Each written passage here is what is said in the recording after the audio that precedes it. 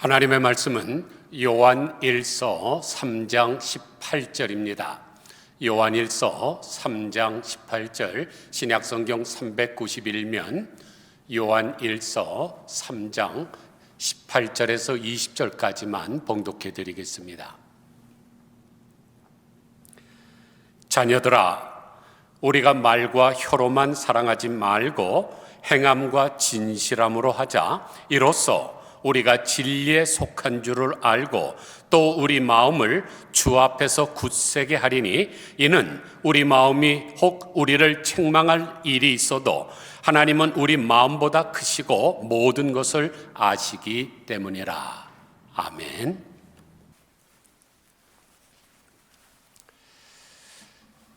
중국 사람들은 구정이 되면 폭죽을 터뜨립니다.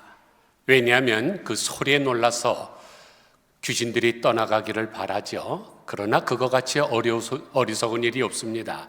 귀신은 영이기 때문에 원자폭탄이 떨어져도 절대로 도망가지 않습니다. 그런데 누가는 누가복음을 기록하면서 꽝 하고 조명탄을 터뜨리고 있습니다. 누가복음 1장 1절을 보니까 우리 중에 이루어진 사실에 대하여 처음부터 목격자와 말씀에 일꾼된 자들이 전하여 준 그대로 내력을 조설하려고 붓을 든 사람이 많은지라, 그 모든 일을 근원부터 자세히 미루어 살핀 나도 데오빌로 각하에게 차례대로 써 보내는 것이 좋은 줄 알았노니 라고 기록하고 있습니다. 무슨 말인고 하니, 의사요 역사학자인 누가가 우리 중에서 일어난 사실에 대하여 대충 기록한 것이 아니라 근원부터 자세히 미루어 살펴서 기록했다는 것입니다. 그래서 저도 제 설교문을 작성할 때마다 근원부터 살피려고 노력해 왔는데 오늘도 마찬가지입니다. 그래서 제 설교가 재미는 별로 없지만 내용은 정확합니다. 진리란 웃기는 재미가 아니라 변함없는 정확이기 때문입니다. 이번 수요일, 즉 2월 14일은 여러분이 잘 아시다시피 발렌타인스 데이입니다. 마켓에 가면 벌써 테디베어들 많이 있죠? 또한 예쁜 꽃들, 핑크색 선물들, 초콜릿들이 우리의 주머니를 노리고 있습니다. 상술로 우리의 마음을 유혹하는 거죠. 이 발렌타인스 데이에 얼마나 많은 소비가 이루어지는지 2020년에 274억 달러가 미국에서만 소비가 됐습니다. 그렇다면 올해는 한 300억 달러를 소비하겠죠. 그래서 선물 가게와 보석점과 꽃집과 카드를 판매하는 가게들은 대박이 터집니다. 그런데 이 발렌타인스 데이의 유래는 이렇습니다. 로마 제국의 황제인 클라우디우스 2세가 결혼을 금지시켰습니다. 왜냐하면 젊은 남자가 결혼을 해서 가정을 이루게 되면 전쟁터에 나가려고 하질 않고 할 수 없이 나가서도 목숨을 바쳐서 싸우는 것이 아니라 집에 있는 마누라를 생각해 갖고 빨리 도망갈 생만 하기 때문에 전쟁에서 승리하기가 어렵다고 생각했기 때문입니다. 아주 나쁜 놈이죠. 자기는 여러 여자를 거느리고 살면서 피 끓는 청춘의 앞날을 막은 것입니다. 하나님의 창조 질서를 깨트린 것이죠. 그런데 이탈리아의 아멜리아 지방의 주교였던 발렌타인이라는 분이 사랑하는 연인들의 결혼하는 것은 하나님의 뜻이다 해서 황제의 명령을 어기고 몰래 주례를 서주다가 그만 발각이 돼서 감옥에 갇히게 됩니다. 그리고 감옥에 갇혀서도 낙엽에다가 사랑의 편지를 써서 청년들에게 전달을 합니다.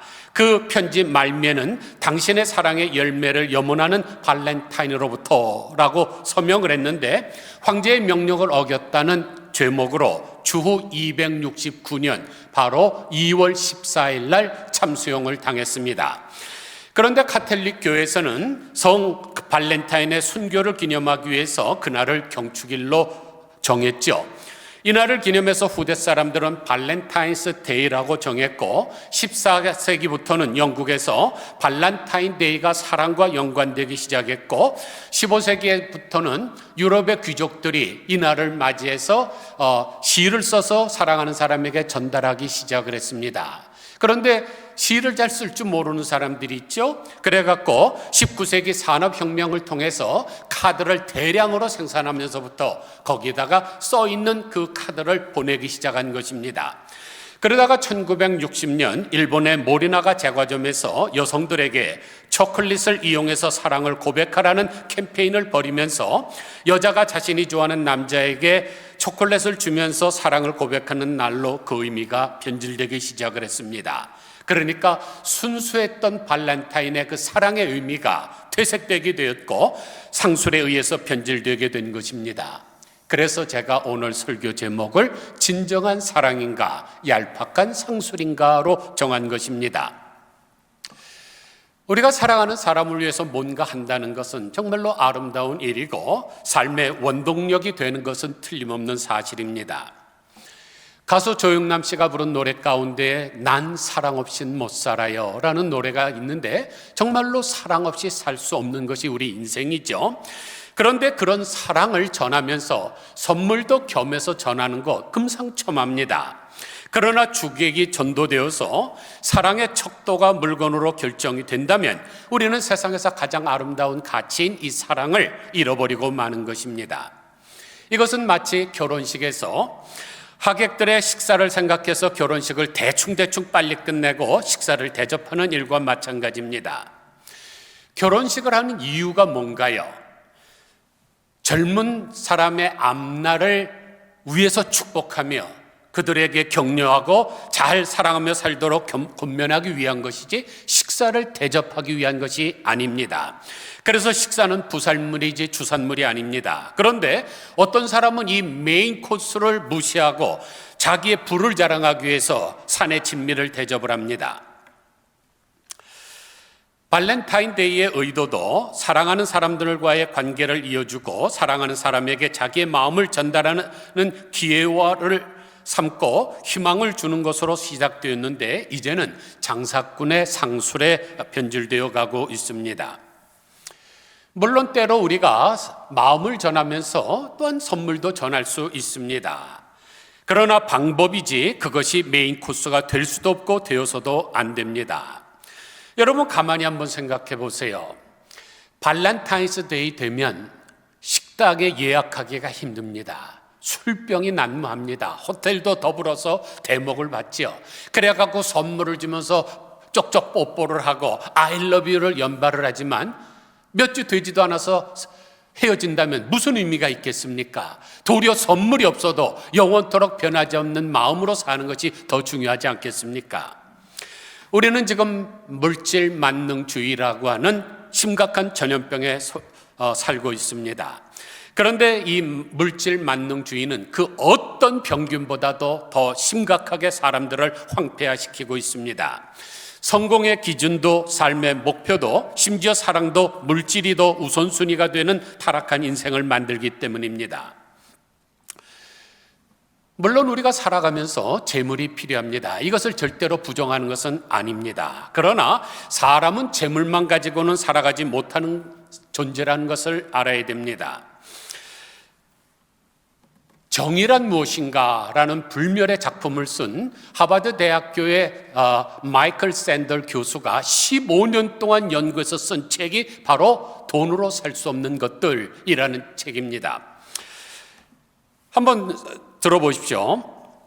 돈으로 많은 음식은 살 수 있어도 왕성한 식욕은 살 수 없고, 돈으로 화려한 옷은 살 수 있어도 아름다운 미는 살 수가 없고, 돈으로 사치품은 살 수 있어도 교양은 살 수 없고, 돈으로 오락은 살 수 있어도 기쁨은 살 수 없고, 돈으로 시계는 살 수 있어도 시간은 살 수 없고, 돈으로 침대는 살 수 있어도 쾌적한 숙면은 살 수 없고, 돈으로 웅장한 집은 살 수 있어도 화목한 가정은 살 수 없고, 돈으로 많은 책들을 살 수 있어도 지식은 살 수 없고, 돈으로 비싼 약은 살 수 있어도 건강은 살 수 없고, 돈으로 사람은 살 수 있어도 사람의 마음은 살 수가 없고, 돈으로 높은 관직은 살 수 있어도 존경은 살 수 없고, 돈으로 예쁜 얼굴은 만들 수 있어도 좋은 인상은 만들 수 없고, 돈으로 친구는 살 수 있어도 우정은 살 수 없고, 돈으로 명품 옷은 살 수 있어도 인품은 살 수 없고, 돈으로 피를 살 수 있어도 생명은 살 수 없고, 돈으로 성은 살 수 있어도 사랑은 살 수 없고, 돈으로 십자가는 살 수 있어도 구세주는 살 수 없고, 돈으로 성당은 살 수 있어도 천국은 살 수가 없다. 그러므로 우리가 인생을 살아가면서 가장 가치 있는 일들은 절대로 돈으로 살 수가 없습니다. 그런데 돈으로 행복을 살 수 있다고 믿는 사람은 만몬에게 자기의 영혼을 빼앗긴 사람입니다. 그리고 우상에게 속은 사람은 속물이죠. 성경은 분명히 말씀하시기를 하나님과 재물을 겸하여 섬길 수 없느니라, 마태복음 6장 24절에서 말씀하고 있습니다. 이 본문에서 우리가 주의할 게 있어요. 하나님과 이 재물, 만몬이라는 신입니다. 이것을 동격에 놓고 있습니다. 하나님은 전능하신 하나님이고 우리의 행복을 주시는 분인데, 사람들은 돈이 전능하고 우리에게 행복을 준다고 착각하고 있는 거죠. 그런데 성경은 분명히 말씀하시기를 절대로 겸하여 섬길 수 없다. 그런데 행복만이 아니라 우리의 존재 가치도 마찬가지입니다. 고린도전서 13장 1절을 보면 내가 사람의 방언과 천사의 말을 할지라도 사랑이 없으면 소리나는 구리와 울리는 꽹과리가 되고, 내가 예언하는 능이 있어 모든 비밀과 모든 지식을 알고 또 산을 옮길 만한 모든 믿음이 있을지라도 사랑이 없으면 내가 아무것도 아니요, 내가 내게 있는 모든 것으로 구제하고 또 내 몸을 불사르게 내어줄지라도 사랑이 없으면 내게 아무 유익이 없느니라. 영어 성경에 보면 nothing이라고 되어 있습니다. 아무것도 필요 없다, 아무 의미가 없다. 마치 그냥 불에 타서 날아가는 연기와 같은 것이죠. 그러므로 다가오는 이 발렌타인스 데이에 의미 있게 사시기를 바랍니다. 얄팍한 상술에 속지 마시고 진정한 사랑을 하시기를 바랍니다. 그러면 우리가 어떻게 사랑해야 될까요? 18절을 보니까 자녀들아, 우리가 말과 혀로만 사랑하지 말고 행함과 진실함으로 하자고 하십니다. 여기서 오해하지 말아야 될 것은 말과 혀로 사랑하지 말라는 말씀이 아닙니다.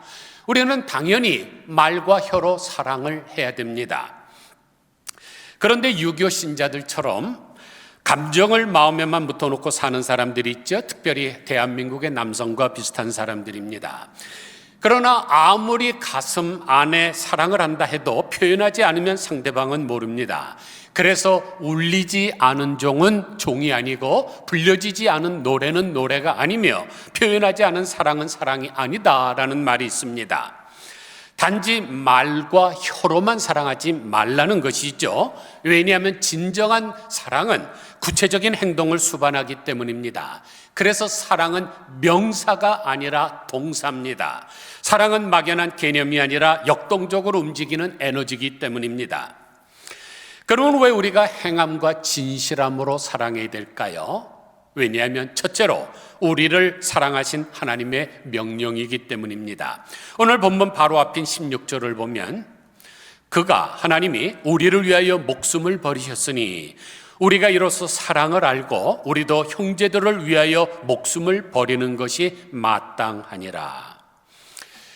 우리를 먼저 사랑하신 그 하나님께서 우리에게 너희도 서로 사랑하라고 명령하고 계십니다. 심지어 목숨을 버리는 것이 마땅하다고까지 하십니다. 하나님은 우리를 위해서 당신의 생명을 내어놓으셨습니다. 그러기에 우리도 하나님의 형상을 따라 창조함을 받은 이웃들을 위해서 목숨을 내어놓을 만큼 사랑하는 것이 지당하다는 것입니다. 하나님의 사랑은 빈말이 아니죠. 정치가들처럼 빈 공약을 낭발하는 분이 아닙니다. 하나님은 내가 너희를 사랑한다는 말로 끝나지 않았습니다. 그래서 당신의 하나밖에 없는 유일한 독생자 예수 그리스도를 우리를 위해서 희생하여 주셨고, 그분을 십자가에 달려 마지막 피 한 방울까지 다 흘리도록 하신 분이 하나님이시죠. 그렇게 하심으로 말미암아 우리를 구원하시는 길을 열어주셨습니다. 그래서 로마서 5장 8절을 보니까 우리가 아직 죄인 되었을 때에 그리스도께서 우리를 위하여 죽으심으로 하나님께서 우리에게 대한 자기의 사랑을 확증하셨느니라 그랬습니다. 이처럼 하나님의 사랑은 말과 혀로만 하는 사랑이 아니라 진실과 행함으로 하는 사랑이십니다. 그렇게 사랑을 실천하신 하나님께서 요한복음 13장 34절에서 새 계명을 너희에게 주노니 서로 사랑하라. 내가 너희를 사랑한 것 같이 너희도 서로 사랑하라. 너희가 서로 사랑하면 이로써 모든 사람이 너희가 내 제자인 줄 알리라 하고 명령하셨습니다. 그러기에 우리는 사랑을 실천해야 됩니다. 하나님의 명령이기 때문입니다. 둘째로 우리가 사랑을 구체적으로 실천해야 되는 이유는 사랑의 실천이 구원과 믿음의 증거가 되기 때문입니다. 오늘 본문 바로 앞에 나오는 14절을 보면 우리가 형제를 사랑함으로 사망에서 옮겨 생명으로 들어간 줄을 알거니와 사랑치 아니하는 자는 사망에 거하느니라 그랬습니다. 우리가 형제를 사랑하게 되면 분명히 깨닫게 되는 진리가 하나 있습니다. 아하, 내가 사망에서 생명으로 옮겼구나. 그런데 사망에서 생명으로 옮겼다. 무슨 뜻입니까? 구원받았다는 뜻입니다. 그래서 사랑은 구원의 증거가 되는 것입니다. 그런데 사랑이 없으면 어떻게 돼요? 아직 그 사람은 사망에 머물러 있기 때문에 구원함을 받지 못했다는 뜻입니다. 그러나 오해하지 말아야 될 것은 사랑이 구원의 조건은 아니라는 점입니다. 내가 형제를 사랑한다고 해서 구원받는 것은 아닙니다. 다만 구원받은 사람들은 사랑의 증표로 보여줘야 하는 것이 있습니다. 그게 바로 사랑인데 이것은 마치 여권과 마찬가지입니다. 우리가 해외로 나갈 때 비행기를 타기 위해서는 어떻게 해야 됩니까? 여권을 제시해야 됩니다. 그런데 우리가 천국에 들어갈 때 보여주는 여권이 바로 사랑의 증표입니다. 왜냐하면 구원받은 사람은 하나님의 사랑이 그 안에 거하고 그 사랑을 받은 사람은 반드시 사랑을 실천하기 때문입니다. 그래서 성경은 뭐라고 하십니까? 사랑은 율법의 뭐라고요? 완성이라.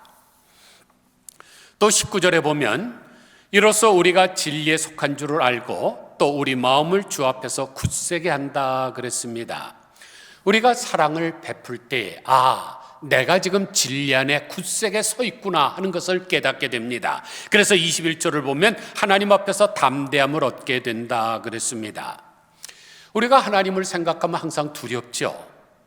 심판자이기 때문입니다. 그런데 내가 만약 사랑을 실천하게 되면 하나님 앞에 떳떳합니다. 꺼리낌이 없게 됩니다. 하나님의 가장 중요한 계명을 실천했기 때문이죠.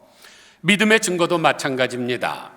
야고보서 2장 15절에 보면 아주 유명한 말씀이 나옵니다. 만일 형제나 자매가 헐벗고 일용할 양식이 없는데 너희 중에 누구든지 그에게 이르되 평안히 가라, 더웁게 하라, 배부르게 하라며 그 몸에 쓸 것을 주지 아니하면 무슨 유익이 있으리요. 이와 같이 행함이 없는 믿음은 그 자체가 죽은 것이라. 지금 헐벗은 사람이 옆에 있습니다. 그 사람한테 가서 머리를 쓰다듬으면서 가서 밥을 해먹지 왜 굶고 다녀? 그러든지 추위에 벌벌 떨고 있는 사람에게 가서 장작불이라도 떼지 왜 떨고 있어? 라고 한다면 아무런 의미가 없죠. 아무런 도움이 되지 않습니다. 쌀 한 바가지라든지 아니면 장작 한 덤이라도 주면서 그의 필요를 채워주는 것이 진정한 믿음이라는 것입니다. 그래서 행함이 없는 믿음은 그 자체가 죽은 것입니다.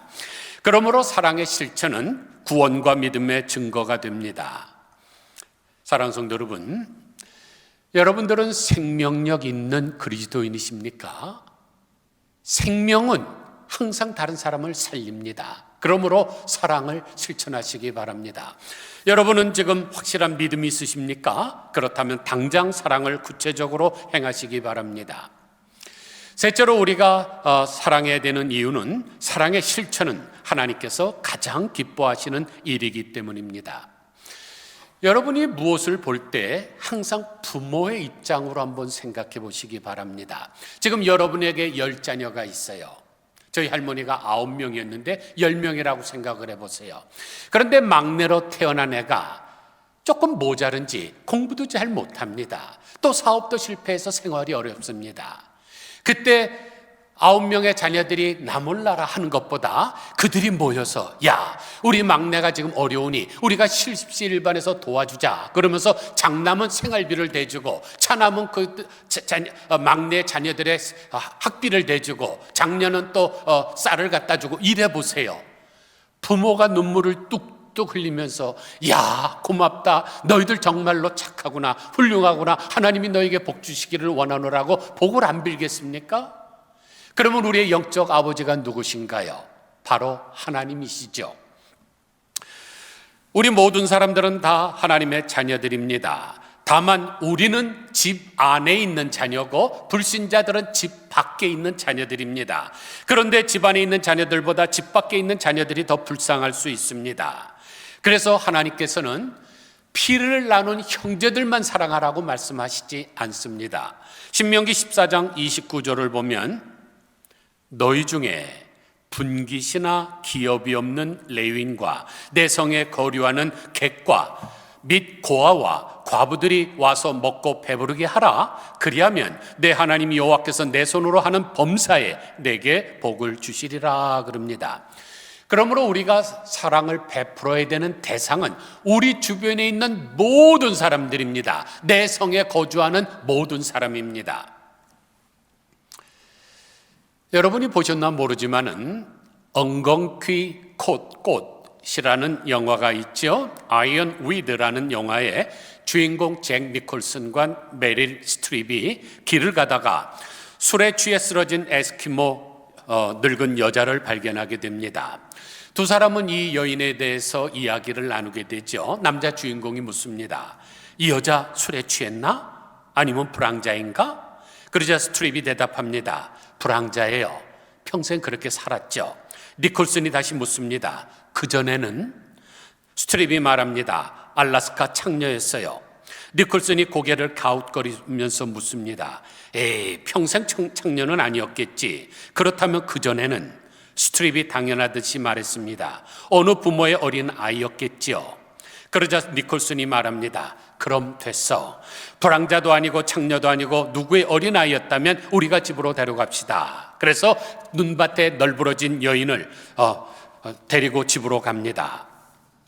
사랑하는 성도 여러분, 만약 술에 쪄들어서 눈밭에 푹 자빠져 갖고 지금 자기 생사를 모르는 사람을 업어매고 집으로 데려갔다고 한번 생각을 해보십시오. 얼마나 골치가 아프겠어요? 안 봐도 뻔하죠? 술독에 빠져서 죽을지도 모르고 깨어나도 욕하고 난동을 칠 가능성도 있고 두고두고 이 집안을 어려움을 줄 수도 있습니다. 그런데 주인공 두 사람은 은혜의 렌즈로 세상을 보기 시작을 합니다. 비록 겉모양은 세파에 다 망가졌어도 그 속에는 하나님의 형상이 남아 있습니다. 그것을 볼 줄 알아야 하는 것입니다. 그래서 우리가 어려운 사람을 도와줄 때 하늘아버지께서 기뻐하시고 그 사람에게도 복을 내려주시는 것입니다. 오늘 본문에도 그 약속이 기록되어 있죠. 21절을 보면 사랑하는 자들아, 만일 우리 마음이 우리를 책망할 것이 없으면 하나님 앞에서 담대함을 얻고 무엇이든지 구한 바를 그에게 받나니 이는 우리가 그의 계명들을 지키고 그 앞에서 기뻐하시는 것을 행함이라. 우리가 하나님이 주신 새 계명, 즉 서로 사랑하라는 이 계명을 지키게 되면 우리의 마음에 거리낌이 없게 되고 하나님 앞에서 담대함을 얻을 수가 있게 됩니다. 그리고 그 담대함을 가지고 하나님 앞에 나아가서 무엇이든지 구하면 하나님께서 기도에 응답을 주십니다. 이사야서 58장을 보면 내가 기뻐하는 금식은 이라고 시작하는 유명한 구절이 있습니다. 당시 유대인들은 수시로 금식을 했죠. 그러나 그 금식은 하나님 앞에서 내가 옳게 살겠다고 하는 회개 금식이 아니라 자신을 드러내기 위한 쇼업이었습니다. 그래서 그들은 금식하면서도 다투고 싸우고 경멸하고 증오했습니다. 사랑은 없이 자랑만 했죠. 그러나 하나님께서는 그것을 싫어하셨습니다. 그래서 이사야서 58장 6절에서 이렇게 말씀하십니다. 나의 기뻐하는 금식은 흉악의 결박을 풀어주고 멍에의 줄을 끌어주며 압제당하는 자를 자유케 하며 모든 멍에를 끊는 것이 아니겠느냐. 또 줄인 자에게 내 식물을 나눠주며 유리하는 빈민을 내 집에 들이며 벗은 자를 보면 입히며 그리하면 내 빛이 아침해같이 비출 것이며 내 치료가 급속할 것이며. 이것이 바로 하나님이 기뻐하시는 금식입니다. 결박당한 사람을 보면 풀어주고 압제당한 사람이 있으면 자유케 하고 줄인 자에게 양식을 나눠주며 방황하는 가난한 자들을 내 집에 들이며 벗은 자를 보면 입히는 것입니다. 그러면 나에게 손해가 나게요? 아닙니다. 이어서 뭐라 그래요? 그리하면 내 빛이 아침에 해같이 비칠 것이며 내 치료가 급속할 것이다. 그뿐만이 아닙니다. 바로 뒤에 있는 구절을 보니까 내가 부를 때에는 나 여호와가 응답하겠고 내가 부르짖을 때에는 말하기를 내가 여기 있다 하리라 그럽니다. 이렇게 하나님의 말씀, 기뻐하시는 금식을 실천을 해야 우리가 기도할 때 응답이 되는 것입니다. 사도행전 10장 1절을 보면 가이사라에 고넬료라 하는 사람이 있으니 이달랴 부데라 하는 군대의 백부장이라.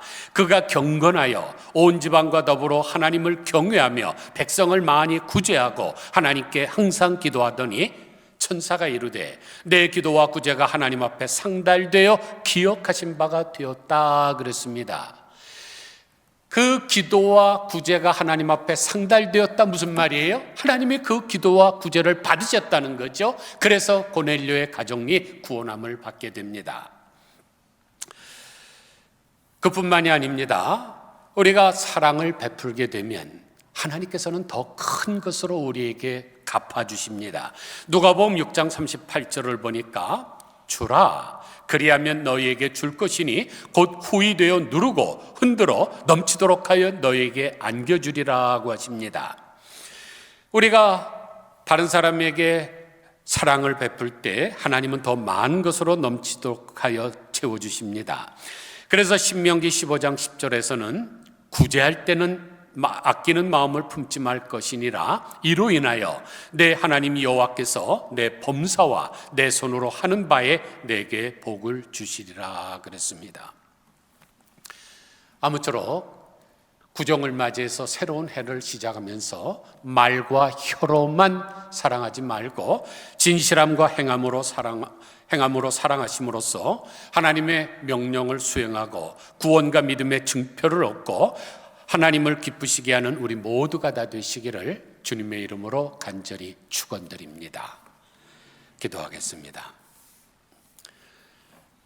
하나님 아버지, 이번 수요일은 발렌타인스 데이라 그래서 미국에서만 300억 달러를 소비하는 이런 날입니다.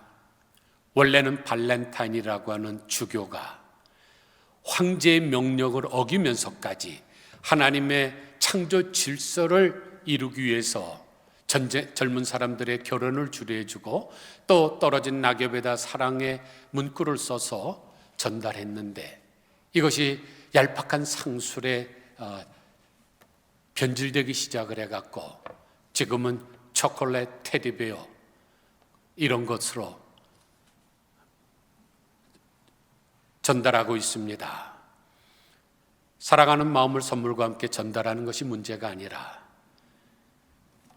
더 중요한 주산물을 잃어버리고 부산물을 가지고 즐거워하는 것이 문제이기 때문에 말씀을 증거했습니다. 진정한 사랑을 실천하게 하여 주옵소서.